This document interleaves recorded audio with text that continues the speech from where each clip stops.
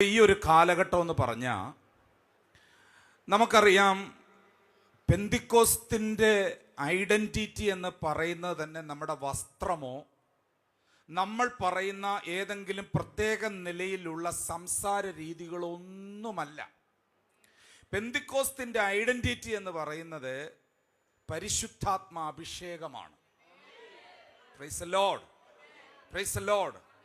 പണ്ടൊക്കെ നമ്മുടെ സഭകളിൽ ഒരാള് എല്ലാവരും ആത്മാവിൽ ആരാധിക്കുന്നവരായിരുന്നു, നമ്മുടെ സഭകളിൽ എല്ലാവരും.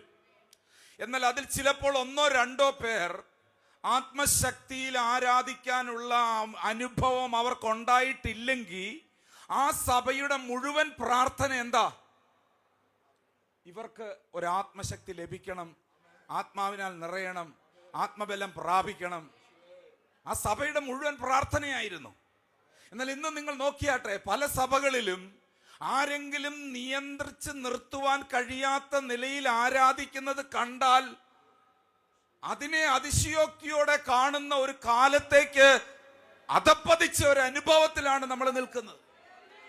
ആ സമയത്ത് ഇതുപോലുള്ള ചില സഭകൾ പരിശുദ്ധാത്മാഭിഷേകത്തിന് വേണ്ടി ശക്തമായി നിൽക്കുന്നതോർത്ത് ഞാൻ കർത്താവിനെ നന്ദിയോടെ വാഴ്ത്തുകയാണ്. യേശുവിന്റെ നാമത്താൽ ജയം. ദൈവത്തിന്റെ പരിശുദ്ധാത്മാവ് എവിടെയെല്ലാം പരിവർത്തിച്ചതായിട്ട് വിശുദ്ധ വേദപുസ്തകത്തിനകത്ത് എഴുതിയിട്ടുണ്ടോ അവിടെയെല്ലാം ചില പ്രത്യേക കാര്യങ്ങൾ സംഭവിച്ചിട്ടുണ്ട്. ഒന്ന്, അതിനു മുമ്പ് ഒരിക്കലും സംഭവിച്ച് കേട്ടിട്ടില്ലാത്ത കാര്യങ്ങൾ അവിടെ സംഭവിച്ചിട്ടുണ്ട്. Price the Lord. യെശയ്യാവിന്റെ മേൽ പരിശുദ്ധാത്മാവ് വന്നിട്ട് പറഞ്ഞു, ആകാശത്തെയും ഭൂമിയെയും നോക്കി പ്രവചിക്കാം. ഇപ്പൊ യെശയ്യാവ് നോക്കിയോ, നമ്മുടെ അപ്പച്ചന്മാരാരെങ്കിലും ആകാശത്തോട് ഭൂമിയോടും പ്രവചിച്ചിട്ടുണ്ടോന്ന്? ഇല്ല. പരിശുദ്ധാത്മാവ് പ്രവചിക്കാൻ പറഞ്ഞു, പുള്ളി പ്രവചിച്ചു. യെഹെസ്കേലിനോട് പറഞ്ഞു, അസ്ഥികൾ നിറഞ്ഞ താഴ്വരയിൽ ചെന്നിട്ട് അസ്ഥികളോട് പ്രവചിക്കാൻ പറഞ്ഞു. അതിന് വാക്യമുണ്ടോന്ന് പുള്ളി നോക്കിയില്ല. പരിശുദ്ധാത്മാവ് ചെയ്യാൻ പറഞ്ഞു, ചെയ്തു. ഇത് വലിയ കുറ്റമായിട്ട് ആൾക്കാർ കാണുന്നേ.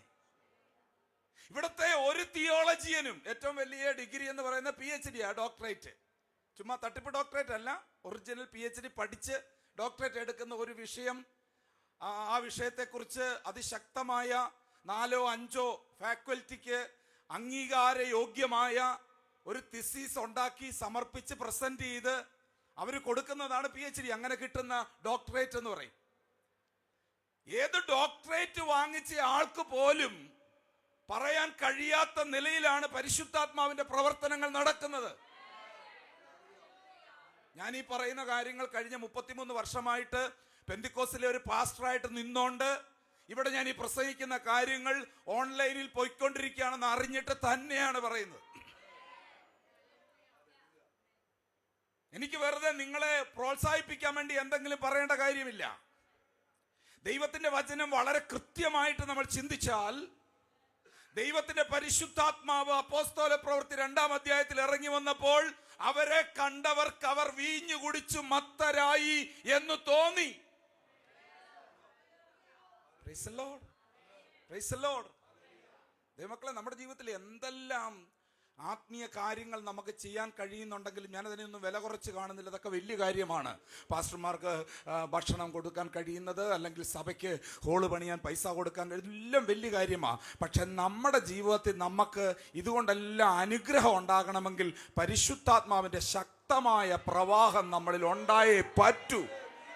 പരിശുദ്ധാത്മാവ് നമ്മുടെ അകത്ത് ചലിക്കാതെ, പരിശുദ്ധാത്മാവിന്റെ ചലനം ഞാൻ ഹല്ലേലൂയ വളരെ കൃത്യമായി പറഞ്ഞാൽ നിനക്ക് സ്വയം നിയന്ത്രിച്ച് നിർത്തുവാൻ കഴിയാത്തതുപോലെ പരിശുദ്ധാത്മാവിന്റെ ശക്തിയാൽ നീ നിറഞ്ഞു തുളുമ്പി കർത്താവിനെ ആരാധിക്കുന്ന ഒരു ആത്മീയ അനുഭവം നീ പൊന്നുപോലെ കാത്തു സൂക്ഷിച്ചാൽ മാത്രമേ ഈ ഊഷര ഭൂമിയിൽ ഒരു ജയാളിയായി നിനക്ക് ജീവിക്കാൻ കഴിയൂ.